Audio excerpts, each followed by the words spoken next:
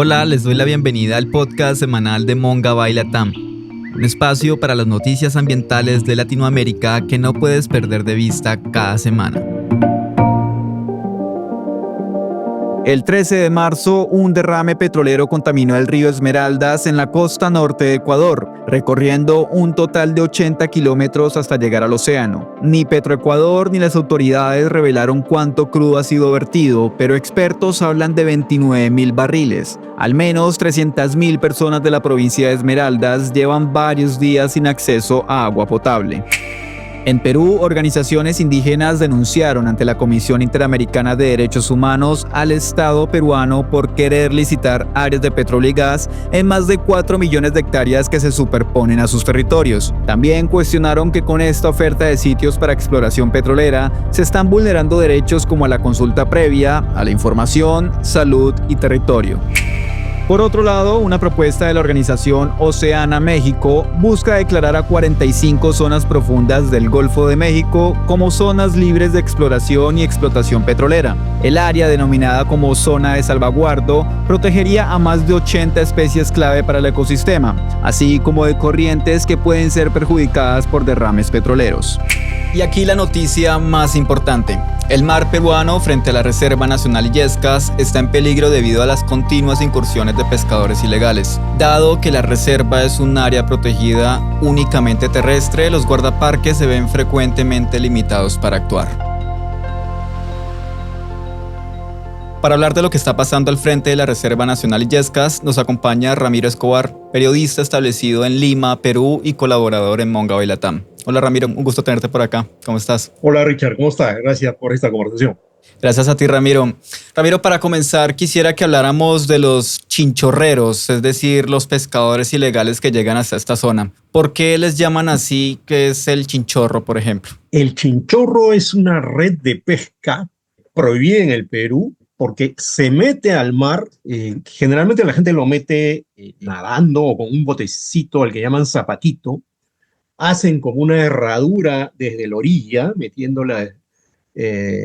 la red la meten desde la orilla, hacen como una herradura y jalan, ¿no? Es una red de arrastre como las que están prohibidas en otros países, solamente que se mete desde la orilla, ¿no? Y entonces, como es una red de arrastre, jala, saca peces de todo tamaño, no discrimina, es poco selectiva, por eso se prohibió en el Perú. La resolución que la prohíbe, que justamente argumenta eso, que es una red de baja selectividad. Entonces, como es de baja selectividad, lo que suele ocurrir, lo que ocurre casi siempre, es que se meten estos pescadores ilegales, hacen esa especie de herradura en el mar, jalan la red, salen varios peces, numerosos peces, se llevan los más grandes y los demás se quedan muertos ahí en la arena o incluso dentro del mar. Entonces, esa red de poca selectividad es muy nociva porque no discrimina y por eso está prohibida en el país, pero los chinchorreros, que son los que usan este chinchorro, constantemente incursionan en distintas playas del Perú e incluso dentro de áreas protegidas. Ojo, es un problema, está prohibido no solo dentro de áreas protegidas, sino en cualquier espacio.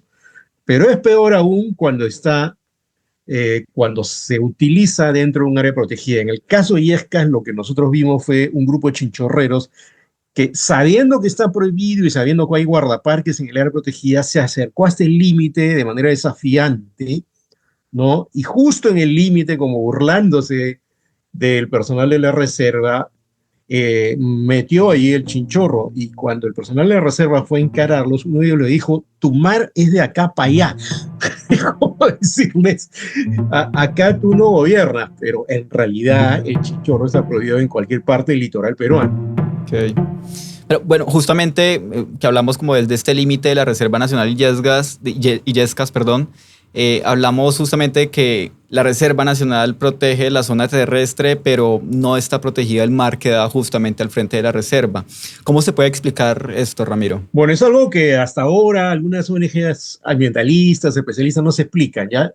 Pero digamos que en el origen hay una explicación. Cuando se crea esta reserva hace un par de décadas, primero se crea como zona reservada, que es una categoría transitoria para que después se defina qué tipo de área protegida va a ser. En el Perú hay varios tipos de áreas protegidas: Reserva Nacional, Parque Nacional, Santuario Nacional, bosque de protección, etcétera. Una reserva nacional es un lugar donde se permite el uso de los recursos, pero de manera sostenible. Lo que ocurre es que cuando empieza a haber en los años 90, más o menos, incluso un poco antes, estudios sobre esta zona, se pone el foco en que en la costa, que es de lo que ahora es la reserva, en la zona costera, hay ejemplares de cóndor andino, que es muy raro que vayan a la costa. En el Perú bajan a la costa, pero no se les encuentra en muchos sitios, y este es un lugar donde en algunas quebradas que están en la costa vecina al mar, anidan cóndores andinos. Se ha encontrado algunos nidos de cóndor andino en esta zona, y por eso se pensó más en el cóndor, se pensó más en los pingüinos, se pensó más en otros tipos de aves que hay ahí, incluso en otras especies como el gato del pajonal. Hay un zorro también en el desierto. Entonces, en la cabeza de quienes crearon la reserva estaba proteger a las especies que están en la costa. Aves, especialmente el cóndor andino, ¿no? Algunas aves marinas, pero no proteger el mar. Entonces, con el paso del tiempo, cuando se crea la reserva hace unos 3 años, ¿no? Lo que se constata, y desde antes ya cuando era una zona en estado transitorio, es decir, una zona reservada, se constata que el mar es muy rico, tiene alta biodiversidad, y hay pesca artesanal de orilla, embarcada, y también el pernicioso chinchorro, que está prohibido. Entonces, como decía el personal de la reserva y como dicen algunos especialistas, incluso algunos artesanales que encontramos ahí, no se explica cómo, ¿no? No se protegió simultáneamente el mar, porque lo lógico sería que si tú quieres proteger a los pingüinos de Humboldt, por ejemplo, que viven ahí, que es el lugar más al norte de la costa peruana donde los encuentras, o los lobos marinos chuscos, que también vives ahí, tienes que proteger el mar, porque ellos se alimentan, por ejemplo, de anchoveta y de otras especies que son impactadas por la pesca ilegal. Entonces, no se hizo, y el problema en el Perú es que cuando tú ya creas un área protegida, luego esa área protegida ya no se puede expandir.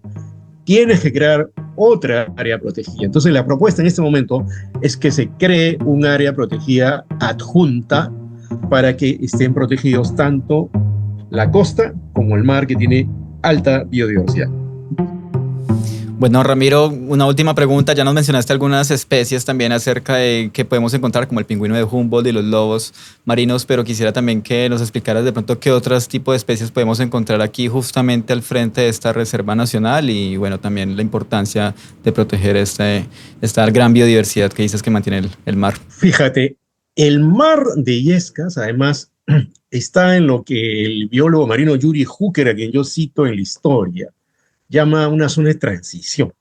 Es una zona donde se junta, ¿no?, las corrientes cálidas que vienen de norte a sur en la costa peruana, y la corriente fría llamada también de Humboldt, que viene de sur a norte. Entonces hay unos kilómetros de mar, dentro de los cuales está el mar que está frente a la Reserva Nacional de Illescas, donde hay corrientes cálidas y corrientes frías. Es lo que yo en un otro reportaje llamé una suerte de mar mestizo, ¿ya? Una mezcla que permite que, por ejemplo, haya especies de aguas cálidas y especies de aguas frías. ¿Qué especies de aguas cálidas hay? El mero murique, por ejemplo, que es una especie que está sobre todo en aguas cálidas en el norte, se le encuentra ahí, pero a la vez hay especies como la pintadilla, por ejemplo, un pez colorido muy abundante en la costa peruana, propio de aguas frías, pero que también lo encuentras en la zona, ¿no? O el charlo, que también es una especie de agua fría, pero que también lo puedes encontrar en la zona.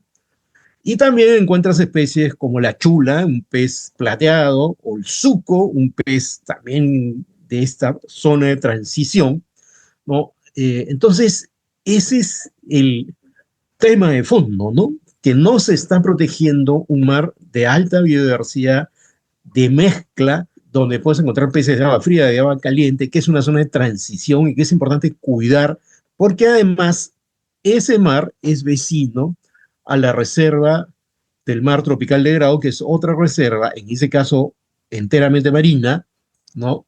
O casi totalmente marina. Entonces, lo lógico sería que haya un corredor oceánico, ¿no? Que se proteja el mar de Illescas y se proteja para que a la vez esté más protegido la reserva del mar tropical de Grau.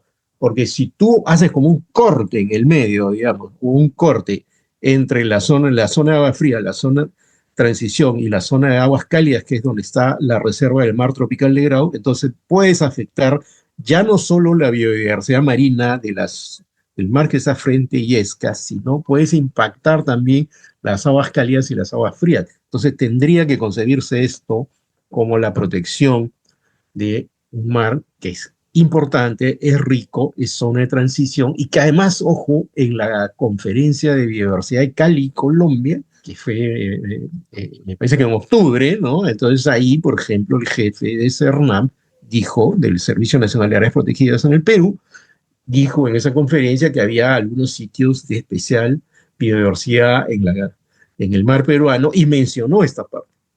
Todo está puesto para que se cree un área protegida marina ahí, pero es una decisión de Estado, es una decisión que tiene que considerar una serie de factores sociales, ambientales, empresariales también, pero que yo creo que se tiene que hacer, porque si no vamos a seguir viendo la incursión de los chinchorreros. Por ejemplo, si me permites agregar algo más, ¿no? Los guardaparques de Illescas pueden intervenir a los chinchorreros, pero de manera limitada, porque el mar no es su territorio. O sea, como los guardaparques cuidan la reserva y la reserva solo es costera, entonces intervienen a los pescadores ilegales que usan chinchorro cuando incursionan en el mar, pero a veces el argumento de estos ilegales es que ellos no tienen autoridad para hacerlo porque su competencia está en la costa. Si el mar estuviera protegido, habría guardaparques con capacidad de mayor neutralización de la pesca ilegal porque estarían en el mar. Eso está ocurriendo ahora de manera muy limitada, pero yo quiero saludar a los personal de la Reserva de Illescas que, con las limitaciones que tienen, tratan de controlar los impactos que produce la pesca con chinchorro y otro método que también se llama el bollador, que es una especie de bomba que echan al mar, ¿no? Que hace virar al mar y también mata peces de manera indiscriminada. Bueno, recuerden que la nota completa la encuentran en Monga Bay Latam. Por supuesto, aquí seguiremos muy atentos a lo que suceda con la Reserva Nacional Illescas y si se logra un poco este aumento y un poco ampliación de la zona de reserva. Muchas gracias por acompañarnos, Ramiro, y por este resumen. Gracias a ti, un abrazo y seguimos trabajando en Monga Bay. Chao.